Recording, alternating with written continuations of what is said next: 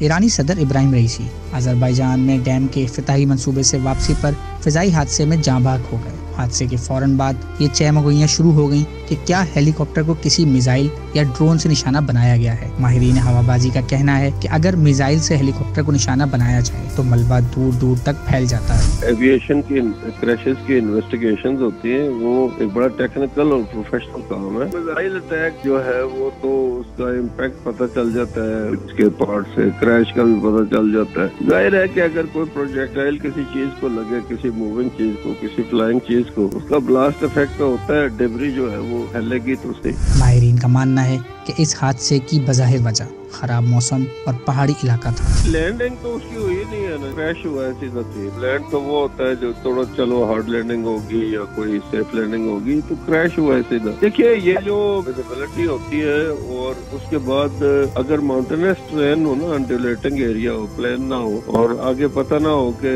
Height ایک height کے بعد دوسری ہائٹ کتنی ہوگی، تو یہ بہت بھی لو فلائنگ جو مشینز ہوتی ہیں، چاہے ہیلی کاپٹر یا چھوٹا جہاز یا جو بھی ہے، اس کے لیے بڑی ڈینجرس ہوتی ہے۔ عام طور پہ یہ پلان کیا جاتا ہے کہ آپ اگر بیڈ ویزیبلٹی ہے تو جو ہائیسٹ پیک ہے جیوگرافیکل جو فیلڈ ایلیویشن ہے اس کی مثلا 3000 ہے تو آپ 4000 پہ اڑ کے چلے جائیں انسٹرومنٹس پہ، لیکن آپ کو کلیئر ہونا چاہیے ساری پیک سے، کیونکہ گراؤنڈ کے ساتھ چلنا دیکھتے کہ یہ بڑا ڈینجرس ہوتا ہے۔ ایک پیک اس کو فالس کریسٹ آ جاتی ہے، آپ سمجھتے ہیں کہ یہ پیک ہے، اس کے بعد دوسری نہیں ہوگی، جب آپ کراس کرنے لگتے ہیں تو آگے پتہ چلتا ہے اس سے اونچی پہاڑی ہے، اس کو کہتے ہیں فالس کریسٹ۔ تو اگر آپ یہ دیکھیں کہ اس کی کریش سائٹ کو اگر آپ کرٹیکلی اس کو دیکھیں، اس کا ملاحظہ کریں تو آپ کو پتہ چلے گا کہ یہ ایک پہاڑی ہے جس کی چوٹی سے تھوڑا سا نیچے یہ ہیلی کاپٹر کریش ہوا ہے۔ یہ اسی طرح ہوتا ہے کہ بیڈ ویزیبلٹی میں پائلٹ کو پتہ نہیں چلتا کہ آگے گراؤنڈ کی ایلیویشن کیا ہے یا کیا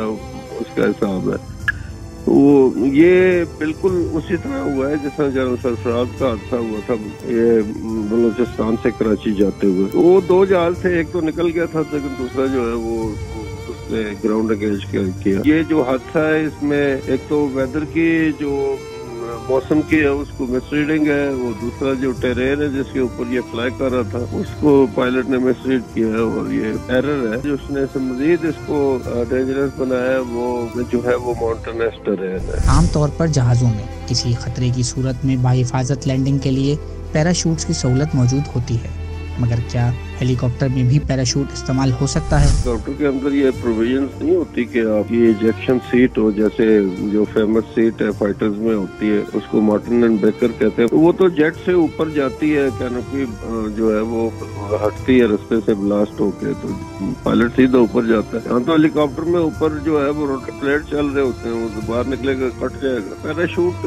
فیزیبل نہیں ہے، فیزیبل یہی ہے کہ آپ ویدر کو ریڈ کریں، اور اگر آپ سمجھتے ہیں آپ کو مشکل پیش آ رہی ہے تو آپ کوئی بھی ایک ریزنیبل اسپاٹ دیکھ کے لینڈ کر جائیں وہاں پہ، بجائے اس کے کہ آپ انسسٹ کریں کہ آپ جائیں گے۔ اگر آپ کو ڈیفیکلٹی ہو رہی ہے تو آپ کو نیچے ہیلی کاپٹر لینڈ کر دینا چاہیے، کیونکہ اس کو رن وے کی ضرورت تو ہوتی کوئی نہیں ہے۔ یہاں یہ سوال بھی اہم ہے کہ کیا ایرانی صدر کے زیر استعمال امریکی ساختہ بیل 212 ہیلی کاپٹر محفوظ تھا؟